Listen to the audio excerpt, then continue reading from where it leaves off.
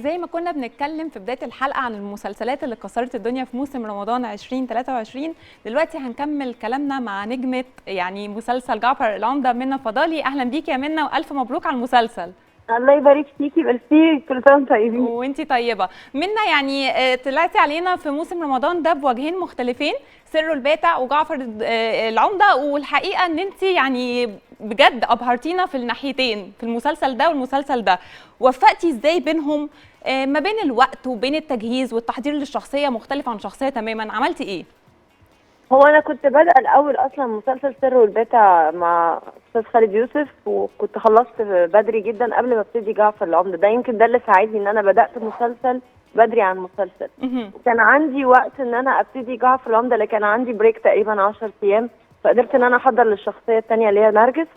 كان في عندي وقت براح كتير قوي ان انا اقعد اذاكر واركز في الشخصيه الثانيه، فالحمد لله ما ضربتش مع بعض.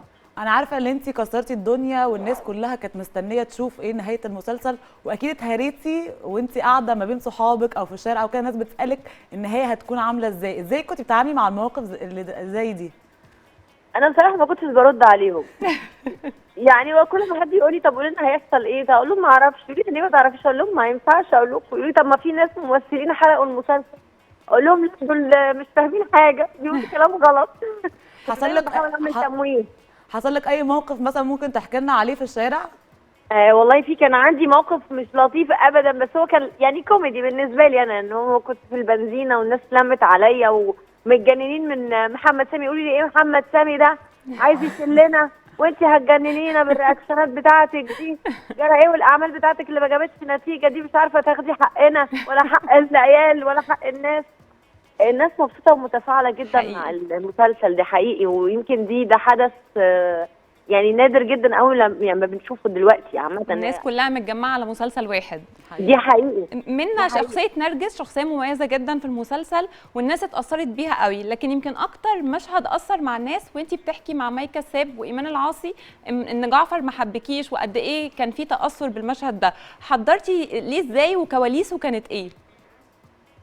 كواليس، انا لما بيبقى عندي مشاهد زي دي ما بقعدش اتكلم مع حد، بعمل عليها بروفات كتير. قعدت مع استاذ محمد سامي شويه، قعدنا نقرا شويه، احنا خدنا المشهد الحمد لله من اول تيك. وانا الحاجات دي مش بقعد احضر لها على قد ما بحاول احسها اكتر انها تطلع طبيعيه يعني. لانه التحضير في المشاعر ما بتبقاش حلوه. الكلام نفسه صعب وتقيل، فهو جاب بعضه بصراحه. يعني انا كل كلمه كنت بقولها كنت بحسها، يعني حتى الدموع بتنزل في حتت معينه وحتت ثانيه لا. ما كنتش مركزه ابص لحد منهم على قد ما كنت بحكي مشكله كاني بتكلم مع نفسي. ده البوينتس اللي انا كنت عايزه اوصلها، انه كاني بكلم نفسي، ما كانش كأن حد قاعد معايا. لا وده وصل لنا كمان واحنا بنتفرج جدا. تعالي نتكلم بقى عن دور فاطمه في مسلسل سر وباتع، وعايزه اعرف منك كواليس اختيار خالد يوسف ليكي ايه، وهل عرض عليكي؟ عشان احنا برضو كنا قارينا على السوشيال ميديا ان كان اصلا كان عايزك على دور تاني وانت اخترتي ده تقريبا. هو استاذ خالد مؤمن بيا كممثله، يعني هو ما اشتغلش معايا قبل كده، بس هو بيقول لي انا عشان عارف ان انت قدراتك كبيره قوي منا، فبيبقى عندي صعب ان انا اختار للممثل الدور. لما بيبقى عندي ممثل يقدر يعمل كل الادوار بيبقى صعب ان انا انقي له دور. فهو اداني المساحه بصراحه ان انا اختار دور من الاثنين، وانا يمكن اخترت دور فاطمه لان حسيت ان هو ده هيبقى قريب للناس، اللي هي الزوجه اللي جوزها بيستشهد وبتبقى ارمله وهي صغيره وعندها عيال، وحته الشهيد والحاجات دي بتمس اي زوجه مترمله بدري، يعني بتبقى ارمله بدري.